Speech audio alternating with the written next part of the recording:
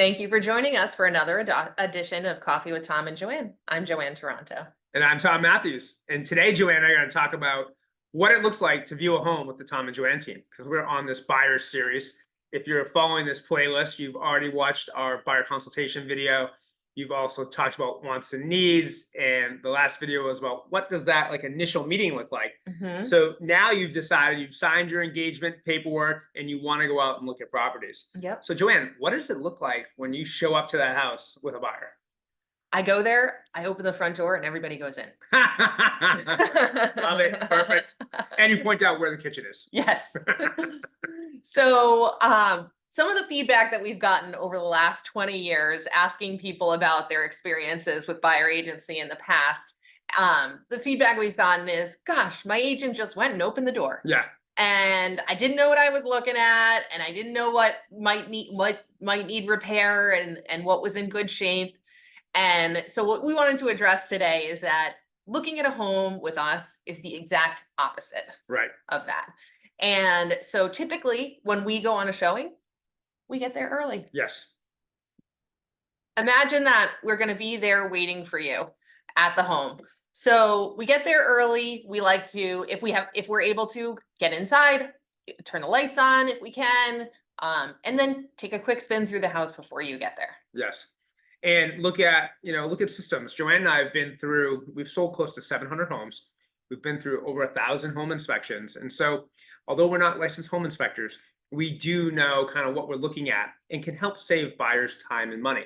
Because oftentimes when buyers are looking to purchase a property, they're always thinking about, well, what's my first big project? Is it a want project or is it a need project? And a want project is renovating a kitchen. A need project is the roof is failing. Yeah. So we try to do our best to identify those items so that the buyer can have clear expectations.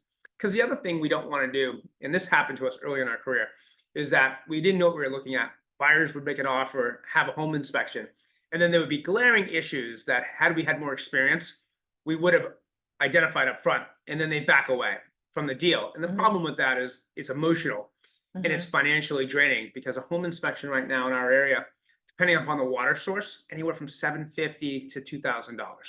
So we want to try and prevent those types of headaches from our buyers. So Joanne, what are some things you might identify to a buyer? So talking about systems, I mean, let's just take it from the outside in. So we'll take a loop around the outside of the house. Things that we're looking at is we're looking at the roof. What type of shingle? Is it an architectural shingle, a 3-tab shingle? Is there a ridge vent? Do those shingles look like they're laying flat? Is there deterioration to the shingles, which sometimes we would need to get, up to a second floor and get a closer look, but you can look along the edges of the roof. We're looking at chimneys and the brickwork on the chimneys. Is there a cap on that chimney? Is there any moss or lichen growth on the chimney and the roof, which may just be from tree cover, or it may be a sign of age? We're also walking around, we're looking at windows, the window sills and the trim around it. We're looking at the siding, and we're looking at the foundation to see if we see any cracking or failure areas in the foundation. We're looking at grading. Is there water? How is the water handled coming off the roof? Are there gutters and downspouts? Where do those downspouts go? What's surrounding the house? Are there overgrown vegetation? Has that caused wood rot anywhere? The driveway, has the driveway settled? Garage doors, exterior doors, front stairs, back stairs. There's so many things to look at. And we're going to look at all of these things and offer our level of expertise on what we see there, and the quality of the materials that were used and the age of them, and what you might be expecting on the outside of the house if you own this house next. Right. And then we go inside. And Joanne and I always bring a trusty LED flashlight. And someone asked me recently, why an LED flashlight? And one of our home inspectors told us that an LED flashlight can be utilized to look in ceilings to find out if there's been any water standing, because it really picks up on that fine granular.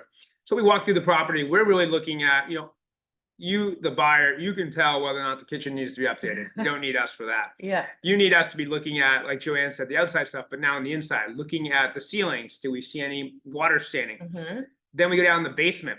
looking for cracks in the foundation on the inside, looking for water standing on the inside. Mhm. One thing that's good about water, and there's nothing good about having water in your basement, but one thing good about water is it leaves a memory.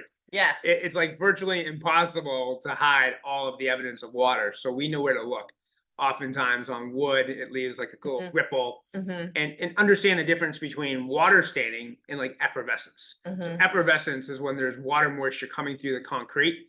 Concrete has salt in it, and that salt then leaves a remnant on the outside. Mhm. That's not a water problem. That's totally different. Mhm. But if a buyer sees that and they don't know what they're looking at, we can kind of say, okay, there's a sign of effervescence. Let's see if there's any other signs of actual standing water. Yeah. You know, you look in a basement, right? And you're walking around and you see the washer dryer is up on a pallet. And then you go over to the furnace and the furnace is up on cinder blocks. Those are telltale signs that you have a wet basement. Yep. And that might be someone who does not have a sump pump. Yep. They, rather than invest, you know, $3,000 in building a sump pump, they instead just went out and got pallets and cinder blocks. And those are kind of things that we want to identify. Now, any issue in a house can be dealt with. Yes. With money, whether that's with your offer price or with fixing it afterwards. So there's no reason not to buy a house, but what every buyer has told us for 700 transactions is that I want to know about it up front. Right. It's not that I'm concerned about the issue. It's concerned that I didn't know about it or that someone tried to Hide it. hide it or deceive me. And Mhm. that's what we try to do our best when looking at these properties to identify. Yeah. Now, Joanne, we've talked a lot about kind of like what the showing looks like. What happens, and this will kind of lead into our next video, Yeah. but what happens if the buyer says, I like this? Mm. What's like the next step? Doesn't it feel great when you see a home that you love? Yeah, So seeing a home that you love is great, and we want to make sure that we have a thorough look at it. So we're going to schedule a second showing. exactly. We always want our buyers, even in the fast moving market, to be able to see a home more than once. Yes. Is the ideal scenario. Yes. Now, the second showing could be at an open house. The second showing could be a private showing with us. And it's an opportunity for us to really critically be looking at the home, and then for Tom and I to be making mental notes about how we would assign value to, to each part of the home. Right. And so what's really important with the second showing is, again, seeing the home in daylight, being able to be there, feel it, smell it. Yeah. All of these things you can't tell from an MLS listing. Right. And when we're setting up the second showing, there's some work that we're doing behind the scenes. Right. What are you and I doing? You know, we're going to masslandrecords.com. We're going to pull the deed up. We're going to go to see if there's a GIS mapping for the Mhm. town and look at GIS mapping. We're going to be looking at if it's a septic system, if there's a well. Yeah. We're going to be doing some due diligence. We're not going to do a ton of due diligence yet. We Mhm. want to make sure on that second showing that you like the property. And we're going to talk about on our next video about what happens next in between you saying, I love it, Yep. and submitting the offer. Because that's really a big step. Because the biggest piece of feedback that Joanne and I have gotten from buyers is they were working with another agent. They said to the agent, I love it. And the agent said, what do you want to offer? What do you want to offer? And the buyer's like, that's what you're for. And then they don't know what to do. So we're going to kind of talk about that next phase in our next video in the buyer series. Yes. So if you like the videos that we're offering, please like and subscribe, and we'll look forward to seeing you on the next one. Cheers. Cheers.